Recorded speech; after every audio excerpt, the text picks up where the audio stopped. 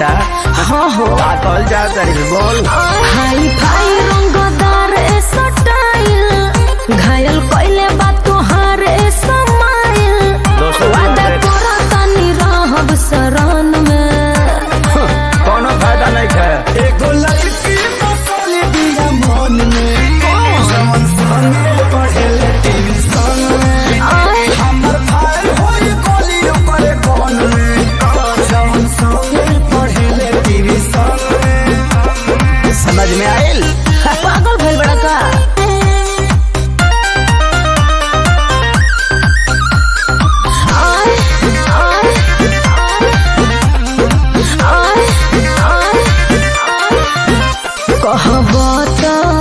तोहरे ही स्कूल में नाम लिखवाले सारा दुनिया से लड़के जोड़ी तोहरे संगे बना बन गई बा ते तो कुछ करबे रे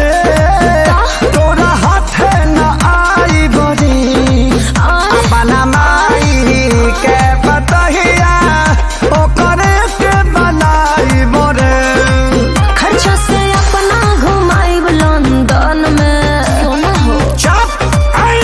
एगो लड़की बसल दिया मन में जवन संगे पढ़ेले ट्यूशन में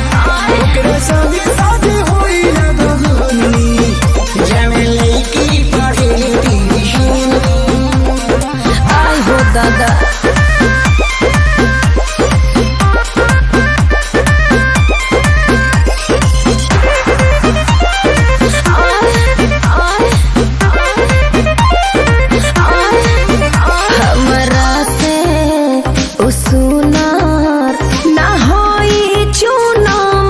भले साटे माथे पर बिंदी चाहे के तो नो पेनी नो थुनिया मुँह पर मेकअप मारी के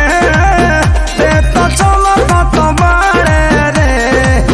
झूठो पवन खेसारी लगवा ते तो झमकत बारे रे आ फांसी डाल बोढ़नी से गरदन में फसाइबे का